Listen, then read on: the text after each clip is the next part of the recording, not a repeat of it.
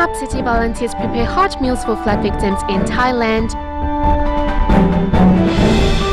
We see how Tsiji's 20 years of charity work in Singapore has helped countless impoverished families. Welcome to DaAi Headlines. I'm Wendy Chen. Thank you for joining us. We kick off today's show in Thailand, where torrential rain has left many parts of the country flooded.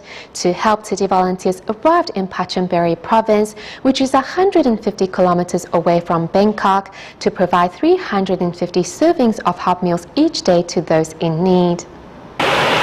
A month of torrential rain in Thailand has caused severe flooding in the east and northeast region, making it difficult to differentiate the roads from rivers. The flood water went up to here. It is more difficult to get to work because we can't drive our cars and have to use the shuttle service. Of the 24 flooded provinces, Pachonburi, Sisaket and Surin were the worst hit, with residents needing military transport service. Luckily, along the roadside, charity organizations are providing bottled water and lunch boxes. Tsiji volunteers also cook hot meals in a temple in Pachonburi to provide 350 servings of food each day. We are doing all right now with the water level. When we get a lift, there are kind-hearted people on the roadside handing out lunch boxes. When Thailand experienced severe flooding 2 years ago, some 13 million residents were left in devastation. The Thailand government reassured that the rainfall this year is not as heavy and the flood condition is easing off. On September 28, the Philippines government declared an end to the 3-week standoff between the military and rebel fighters in Zamboanga City. Clean-up work has already begun. However, local residents are still not allowed to go home until the affected areas have been given safety clearance by the government. Hence, city volunteers continue to distribute daily necessities and food to local residents in temporary shelters. Heavy gunfire and fighting, which has ravaged the streets of Zamboanga City for 3 weeks, has finally come to an end. Government soldiers entered villages once occupied by rebel forces and hoisted the national flag to declare an end to the siege. Cleanup work has already begun in the affected areas. To make sure that there are no unexploded bombs or there are no rebels still in the area, and they're also in the process of picking up dead bodies to prevent any spread of infection. Thanks to the protection of the Army, Tsiji's Ophthalmology Center and Physical Rehabilitation and Prosthesis Center only suffered minor damage to their structures, and there wasn't too much damage to the medical equipment. There are damage, but nothing that cannot be fixed in two weeks' time.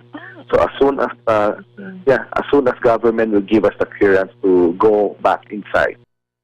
Currently, there are over 100,000 residents who are still unable to return to their homes, and Tsiji volunteers continue to bring them aid and daily necessities. A charity organization has also donated wheelchairs, while more and more people have stepped forward to lend assistance. Within 3 hours, 5,000 relief packs were ready to be distributed. Everybody worked hard to obtain this cooperation and this love that's shared by two or three cultures in the city. And all of this has been disappeared because everybody starts becoming suspicious of one another again. Opportunity to rebuild into something better. So we're just focusing on that. We're taking it one day at a time. Love and compassion rose out amid the crisis, and Tsiji volunteer Yang Wei-shun took this love to share with his counterparts in Manila. Banks are closed, stores are closed, there's shooting in the street. But because most of the store owners are Chuchi members, they would open their stores by themselves just to get the goods out for us to be able to do relief.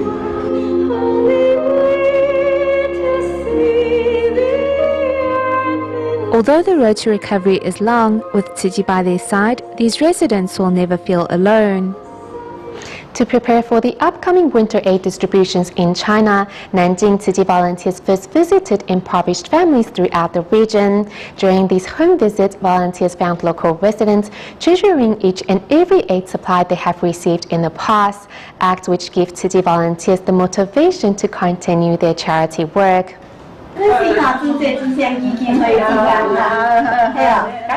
See, in China, Tzu Chi volunteers come calling Nanjing local residents scream from year to year. Even those who are unable to stand to receive the volunteers greet each one with a warm salutation.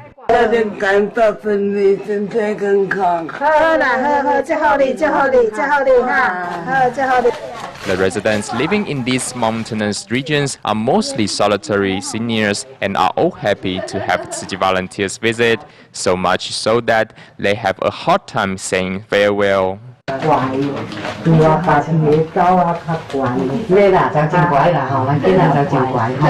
During these visits, Tzu Chi volunteers find one senior who continues to reuse the rice bag from a previous distribution, as well as a care recipient who still uses a blanket from an aid distribution 5 years ago. This is great quality. The blankets I buy from home gets wet, but this won't.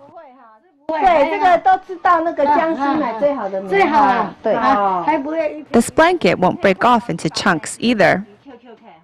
The blanket is made from water bottles. The blanket is filled with global Tzu Chi volunteers' love and blessings. That's why it's so warm when used. Living in simplicity, grandmother Liu Yaqing recalls each aid item she received from Tzu Chi 5 years earlier. There's a toothbrush, toothpaste, warm clothes, blankets, undergarments. Isn't that everything? There's also rice, cooking oil. You've given me everything.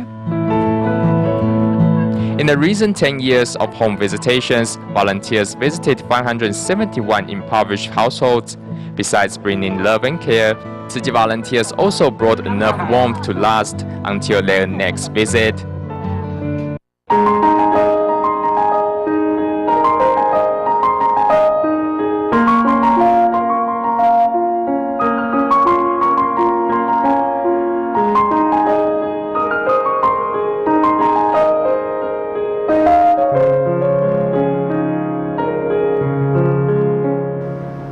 In Taiwan, most community projects tend to focus on the development of the environment, culture, or businesses. However, today we take you to Hualien Soufeng Township, where local residents instead emphasize on the bonds between community members. Under the leadership of the Niuli Community Association, local residents have created a community-based safety network to ensure a mutually assisted and sustainable neighborhood. I'm a playful person. Most of the time, I'm reluctant to do something like this.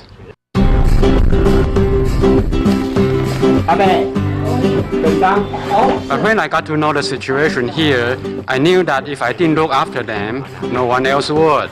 Growing up in Soufeng Township of Hualien, Yang Fumin has been a member of the Community Youth Corps since he was in junior high. Now a university student, Yang has stuck to his role of safeguarding solitary seniors in his community. When you have a chance to get to know these people, you will naturally form a bond with them, which will drive you to do things on their behalf. Such close bonds among locals is a precious asset in remote areas such as Hualien Soufeng Township. Since 1996, the Niuli Community Association has worked to strengthen the connection between community members here. One of the most important things in community development is the creation of community kinship. As long as community members start to form good relationships with one another and acknowledge their role in the neighborhood, a sustainable community is foreseeable. What worries these seniors the most is signing their names. They can't write their names. If they were asked to sign, they would rather be absent from the meetings. I didn't have a chance to learn writing until I took part in this event. As part of their regular gathering, housewives in the community invite senior residents for activities like drawing and paper cutting. They say it is a good way for the seniors to expand their relationship networks. Such gatherings gives these seniors a chance to meet each other and have a chat with fellow residents every week. We will get old too and will need youngsters to lead us in learning new things. The community here has formed a cycle of goodness, the result of constant care between and for residents, with such momentum further inspiring the youth in the community. At the Five-Way House, a shop selling second-hand items for charity, youngsters are busy organizing donated items delivered from across the island. Their earnings will go to an education fund for children living in remote areas. Founder of the Five-Way House, Professor Gu Yujun of Donghua University, says that the purpose of the shop is to teach children how to improve their lives on their own. Since the economic situation is gloomy and there is no one that can help us, we have to rely on ourselves to improve our community for the better. In the future, these kids will become the backbone of their communities and give remote villages a brand new look. Various charitable items from all corners of Taiwan has opened these children's eyes. As they unpack these items, they will find numerous items that they have never seen before. In addition, here everyone can join in meals and other activities such as organizing items, putting them on shelves and folding clothing. We take this opportunity to teach them some useful skills. The shop is not only a place for children to cultivate important skills, but also a place to build affinity with local residents. We work with the local school and wider community to help these children grow up right. The Five-Way House not only strengthens community relationships, but also completes a community-based caring system. Here in Shoufeng Township, local residents demonstrate how collective goodness can achieve a truly sustainable community. On September 20th, 1993, the Tzu Chi Singapore chapter was officially registered in the country. Now, 2 decades on, the Buddhist NGO's charity work has already extended their care to more than 18,000 needy residents. Let's take a look. Singapore is a highly urbanized country. However, many people living on the fringes of society have still been forgotten. Thankfully, local Tzu Chi volunteers are there to help. After I receive from your help, regularly they go 100%. That's why the school happy. The teacher always happy. No calls from the school already. Smiles and tears of happiness from the care recipients are some of the most precious moments for the Tzu Chi volunteers. If it wasn't for Tzu Chi, my mother wouldn't be able to receive dialysis treatment. I don't have money or a stable job. If my mother regains her health and I get a job, I will definitely become a volunteer. Since 1987, Tzu Chi volunteers have been spreading their good works in Singapore. The country offers good social benefits to its citizens, and the average income stands about $52,000 in 2012. Very soon, the volunteers realized that many care recipients were not in need of financial aid, but medical assistance and emotional support. This is the home of the Xu family, where 2 brothers and a sister live together. Their total age is more than 230 years old. Tzu Chi volunteers are great. We don't have relatives, and if Tzu Chi didn't lend us a helping hand, we really wouldn't know what to do. For years, this family has been living in this old house. Last year, local Tzu Chi volunteers were mobilized to give their home a makeover.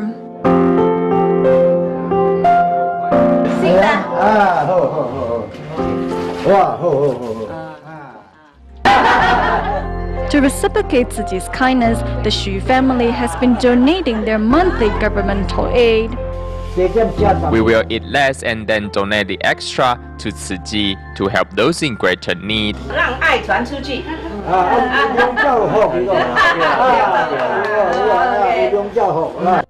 新加坡啊，有一个家庭是3老家庭，我们也想要帮助他的生活，他们呢都很安贫乐道啊。他们都说啊，政府所帮助的生活还过得去啦，但是呢，还有比我们更困难的，所以呢，可以省下来去帮助更苦难的人。那想一想，这多么美好！ As of 2013, Tzu Singapore chapter has already helped approximately 16,365 households and a total of 18,226 people. Among the care recipients is 105-year-old Chen Xingjing, who has been receiving Tzu's help for more than 20 years.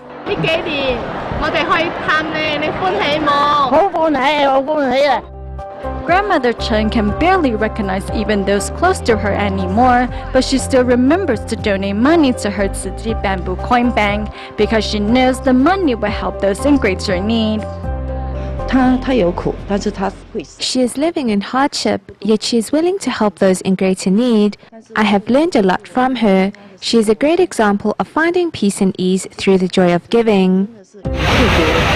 Through helping these care recipients, Singapore Tzu volunteers have realized that with a giving heart, everyone can become a giver. In the years to come, these angels in blue and white will continue to help those living on the fringes of society. Also celebrating their 20th anniversary are Tzu Chings in Malaysia, who have been on the road performing the musical adaptation of the Sutra of Profound Gratitude to Parents. At the city of Batu Pahat, the 6th stop of their 9-city tour, the young volunteers performed to a sold-out venue. Here's more. Malaysia Tzu Chings are here in Batu Pahat to put on another performance of the musical adaptation of the Sutra of Profound Gratitude to Parents. The fact that Tzu Chi can be found in schools helping fill the hearts of these children is something very wonderful. As it turns out, 1,700 tickets were sold for an auditorium that only holds 1,200 people. Therefore, the Tzu Chings opened their dress rehearsal to the public. I suddenly felt that the play was talking directly to me at the part where he bought things for the girlfriend but nothing for his parents, and I felt a bit ashamed. The Sutra of Profound Gratitude to Parents, with its 1,000 years message of filial piety, has left a deep impression on many a performer, including He Wanxing, who was inspired to write a card of thanks to her parents. I feel that she has really grown up. At least she knows what it means to be filial. She wrote a card for us in tears, so I made a special trip from Malacca to come see her perform.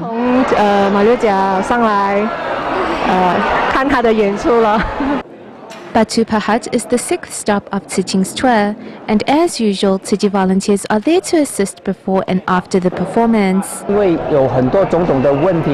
were a lot of problems that needed addressing. We needed to get the music and lighting synchronized, but everyone got the right idea of what they needed to do, so today went a lot faster. A total of 300 meals as well as snacks were also handled by the kitchen volunteers. During the performance, we try not to give them anything too hot to eat, as they are already sweating from their practice. The young volunteers traveled to a local university where they introduced the sutra and its performance to students.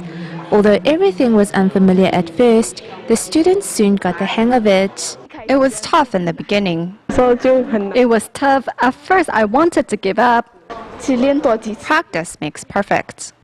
Giving up would be regrettable, so we just kept trying. Continuing to the end, the local students found they were left with a new and positive outlook on life. The children of the world should all repent. That part. Even if we offer up every part of ourselves, it would be hard to repay the kindness of our parents. Not understanding those times when we mistreat our parents, we should reflect on those moments. We should start to be filial as soon as possible. If you can only go home once a month, during those 2 days you should treat your parents right.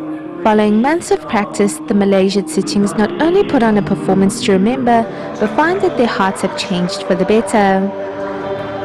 In Hong Kong, Tan Hui-Fang and her daughter Ma Ziyu, who were moved after watching the Water Repentance Sutra musical on DaAi TV, decided to take part in a year-end blessing ceremony in 2011. At the 20th anniversary of the Tzu Chi Hong Kong chapter this year, the pair also successfully inspired their husband and father to join the musical performance as well. This is Ma Ziyu and her mother Tan Hui-Fang, both of whom are taking part in this year's sign language musical. After participating in the year-end blessing ceremony in 2011, the pair had hoped to inspire the only men in their family to join. The daughter said that her father is really a macho man, so he won't take part in the sign language musical. I wasn't really passionate about chanting the Water Repentance Sutra. After accompanying his wife and daughter to a few study sessions, Ma Tiansen, a devoted Buddhist, was finally inspired to take part. He came to every study session, and in class he would ask questions on what he didn't understand. Many times when we were explaining things, he would ask about certain movements or how to turn. He was really devoted. Besides the rehearsal sessions, Ma seized every opportunity to practice the movement in daily life. When I'm waiting in the taxi line or waiting for customers, I will take it out and study it sentence by sentence. Unconsciously, I memorize many movements. Ma is now also more friendly towards his customers.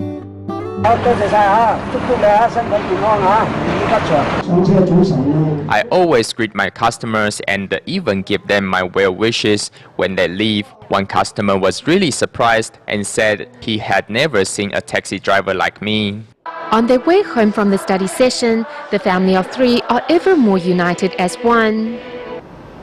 At every Tzu Chi year-end blessing ceremony, everyone looks forward to receiving their blessing and wisdom red envelopes. On October 1st, Taichung Tzu Chi Hospital Superintendent Dr. Jian Shouxing, along with his staff members, began assembling these red envelopes. These gifts, although small in size, are full of details to be aware of. Let's take a look. Each red envelope of wisdom and blessing is filled with Master Zhen Yin's well wishes and Tzu Chi volunteers' love. At Taiwan's Taichung Tzu Chi Hospital, Superintendent Dr. Jian Shouxing and his fellow staff members carefully assemble each red envelope of wisdom and blessing. We are transferring Master Zhen Yan's love and care for us into a tangible reminder, at the same time reminding ourselves to take it one step at a time. Although this year's red envelope may look simpler overall, in its detail it's still as complex as ever. The right corner holds a Tzu Chi coin with an inscription. The water drop cutout on the left corner signifies waters of the Dharma, moistening the earth as well as enlightening our hearts. In the middle is Sakyamuni Buddha on top of Vulture Peak. The Vulture Peak platform is to remind everyone of the joy we experience at the Dharma transmission ceremony. From the side, the platform looks like a Dharma vessel, spreading the Dharma to all sentient beings, while the rings of the universe are paths to follow in life. Everybody on this planet has a path they are walking, and in everything they do, they must not derail from the path they are on. The 3 grains of rice on the lower right corner represents precepts, meditation, and wisdom. In practicing precepts and meditation, one naturally gains wisdom. The finishing touch is the gold band which holds it all together. The red envelope given yearly by Tzu Chi, although small in the hand, is actually significant in meaning and blessings.